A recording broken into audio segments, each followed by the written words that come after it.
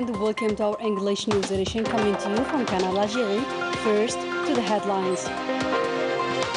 The President of the Republic, Supreme Commander-in-Chief of the Armed Forces, Minister of National Defense, Abdelmajid Tebboune, chairs on Sunday a meeting of the Council of Ministers. The Prime Minister, Ayman bin Abdurrahman, installs at the International Conference Center here in Algiers the National Council for Scientific Research and Technology.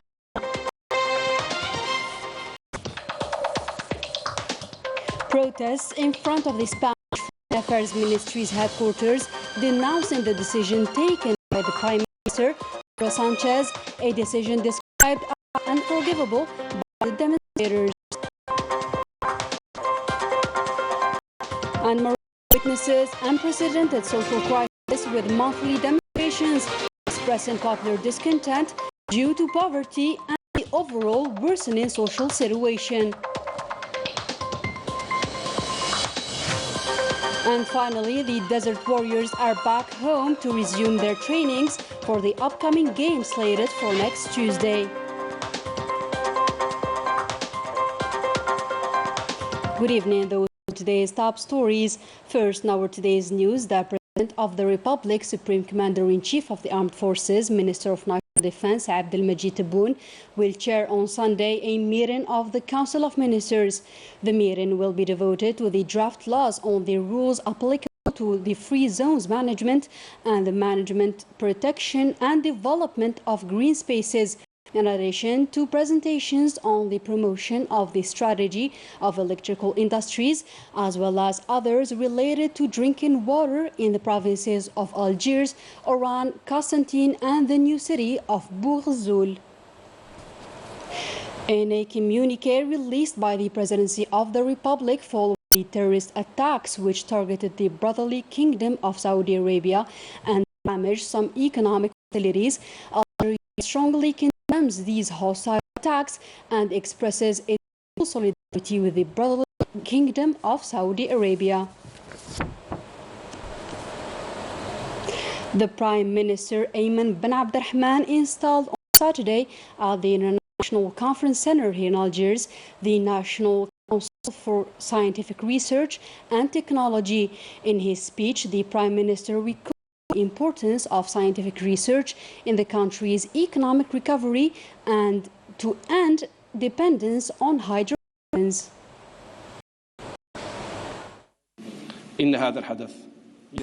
This event is important due to the pivotal role played by the scientific research when it comes to the development of countries and the progress of societies. It is also one of the foundations that the state relies on to move from an economy dependent on oil revenues to an economy based on knowledge and innovation, founded on our country's potentials and skills in the scientific field, skilled who graduated from Algerian universities and made their place in the most prestigious universities and research centers around the world. Scientific research is a must to keep up with the latest technological developments in different sectors across the world. The President of the Republic attaches a great importance to the investment in the field of scientific research to make it a keystone in the building progress of an economy based on innovation and boost several sectors, namely that of industry, agriculture, environment, and mines, with an aim to achieve sustainable development. The Prime Minister Ayman bin Abdurrahman recalled that the President of the Republic, Abdelmajid Tebboune, is committed to creating a favorable environment for scientific research, commitments that the government is determined to achieve. In his program that the executive seeks to embody in his roadmap, the President of the Republic pledged to develop centers of excellence in some specialties in partnership with economic operators, in line with the development of the world of technology and professions, as well as the needs of the new economic model, as he pledged to create a favorable environment for scientific research, encouraging cooperation and collaboration between universities, research centers, and economic operators. The government is determined to move forward in fulfilling the President's commitments aimed at promoting the higher education system for the purpose of intellectual improvement. The framework of the National Research Program for the period 2020-2026, 120 research projects have been validated in first stage among the research that meets the requirement of projects which constitute a priority in the fields of security, energy security, and health of the citizen. This will be followed in the second stage by the admission of a second research season, which encompasses 150 scientific researchers in the same vital fields that concretize national security and its general consumption. The National Council for Scientific Research and Technology will carry out several missions, namely that of evaluating national policy of scientific research and technological development. The details with Melissa Kubash. The new National Council installed by the Prime Minister will be responsible for the evaluation of the national policy for scientific research and technological development, namely its choices and consequences, alongside its implementation and approaches which require sufficient funding and qualified skills. The committee will be composed of 45 members from different socio-economic sectors working in Algeria and abroad. The members will be in charge of the implementation of effective policies and solutions which will be presented to the President of the Republic. We aim to reinforce the Council. We now have several research centers and companies affiliated with us, namely Sonatrach, Saidal and Algérie Telecom. The proposals issued by the Council will allow the creation of bridges between universities, research centers and ministries. The members are from different sectors. Some even hold important positions in big Algerian companies, alongside researchers from different universities and research centers. In addition to giving orientations on research policies, the Council will promote the results of the research and put them at the disposal of all sectors. In another development, the Museum of Mujahideen or War Veterans hosted on Saturday a conference entitled The National Liberation War in the Italian Media. The conference, which was organized by the Ministry of War Veterans in coordination with the Italian Embassy, was chaired by the Minister of War Veterans, El-Eid Rbika, in the presence of the Communication Minister, the Minister of Digitization and Statistics, the Italian Ambassador to Algeria, as well as representatives of the diplomatic corps accredited in Algeria. Following an agreement between Algeria and Italy, authentic and exclusive documentaries, in addition to unpublished photographs of the Algerian National Liberation War that were filmed and taken by journalists of the Italian radio and television company, will be added to the archives of the National Liberation War. Documentaries that testify to the support of the Italian government to the Algerian cause, standing by Algeria in its struggle for independence. This conference was also an opportunity to further consolidate the cooperation relations between Algeria and Italy. On this occasion, high officials belonging to different sectors, as well as the Italian ambassador to Algeria, were honored. In today's news, we review the UNICEF report on Algeria, a report that is full of lies and does not in any way reflect the reality of the Algerian youth. Some analysts wonder about the objectives of this report, its motives, and especially the timing of its publication. More details with Ines Killo. The report of the representative of the United Nations in Algeria, UNICEF, entitled Transition of 15 to 24 years old to Adult Life, is a true compilation of all the lies that have been deliberately repeated to discredit Algeria. Algerian youth have been greatly affected by unemployment. They are also facing a low level of education and economic exclusion. That's what we read in the conclusion of this report, whose writers failed in their mission because they did, in terms of lies, better than some agencies. It is well known that UNICEF is mandated by the United Nations General Assembly with a clear mission to uphold the rights of children, to help meet their basic needs and to promote their full development.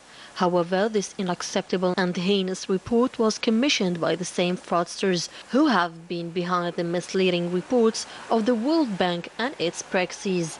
It is clear that the first official of this UN organization in Algeria has found other centers of interest, such as employment, diseases, or even traffic accidents, and the logic dictates that UNICEF should highlight the importance place occupied by children in state policy. It is worth noting that for this new school year, more than 12 million children have enrolled in school at the expenses of the state. Algeria occupies a very good position in the education ranking with a rate of 7% illiteracy and well-being. Everything is done in Algeria for the development of children. In all towns and villages of Algeria, there are playgrounds that are obviously not within the scope of this organization. Algeria, which is the first country outside Europe to introduce an unemployment benefit and the first in Africa to introduce food security. Why is such report if not to absolutely tarnish the image of Algeria? Who else could be after this work if not the Makhzen accomplish this dirty work? This 1,000 misleading report on Algeria, which bears the signature of the UNICEF representative in Algeria, this actor who works for the Makhzen, where he obtained his PhD in medicine, has got it all wrong. This mystification, imagined by the servant of the Makhzen, is already in the dustbin of the compilation of all lies, voluntarily uttered to destabilize the new Algeria. Spanish political parties, civilians and associations are all gathered in front of the headquarters of the Spanish Foreign Affairs Ministry to denounce the decision taken by the Prime Minister Pedro Sanchez to support the alleged plan defended by the Rabat on the Sahrawi territories. The details with Melissa Kubash. Demonstrators representing political parties, associations and the Spanish civil society all gathered in front of the Spanish Foreign Affairs Ministry to express their refusal and disapproval concerning the decision taken by the Spanish government when it comes to the Sahrawi cause.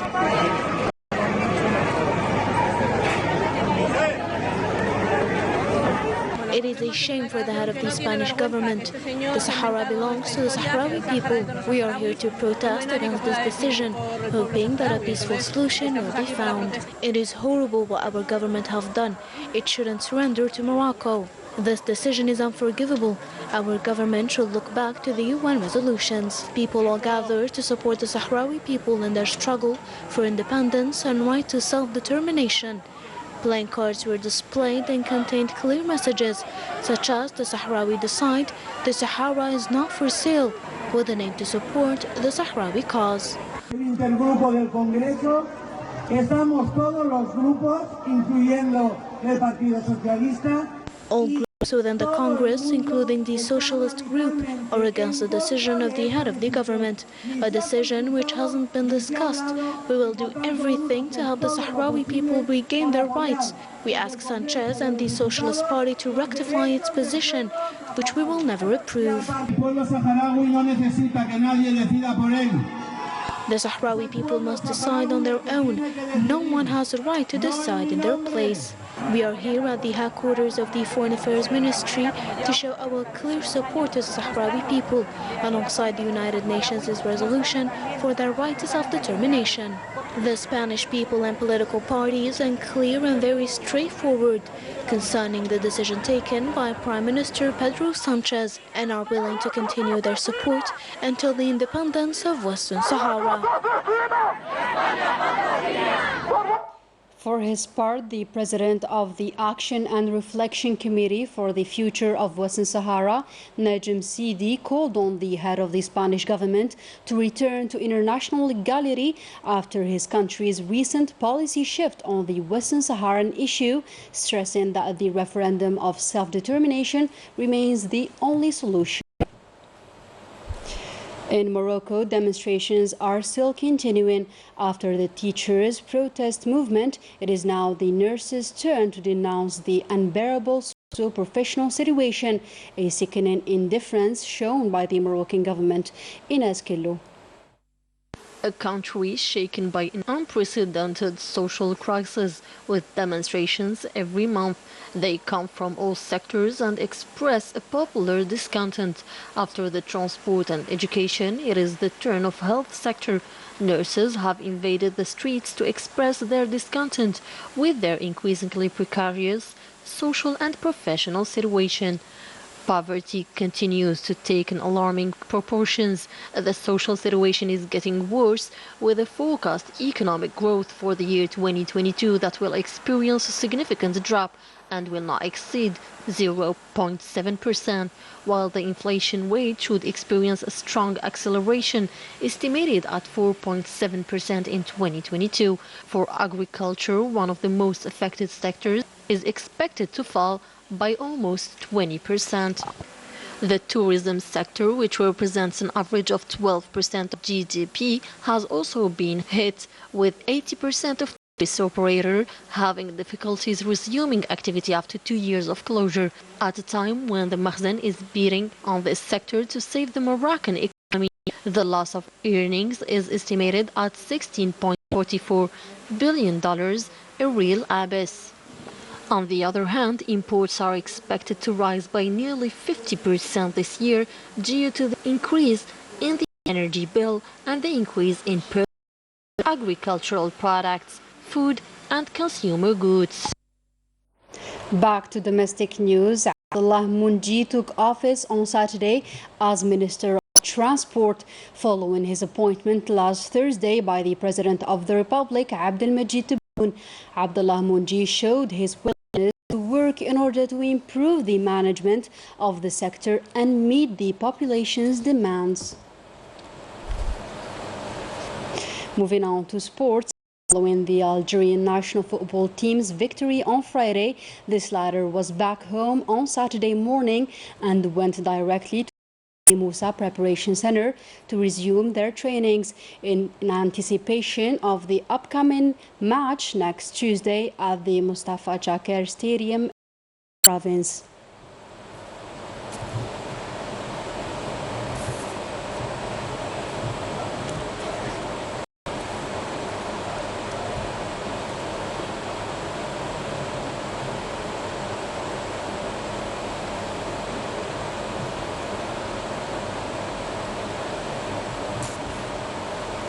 On this occasion, the national football team's coach, Jamal Belmadi, seized the opportunity to warmly thank the fans who fly to Cameroon to support the Desert Warriors.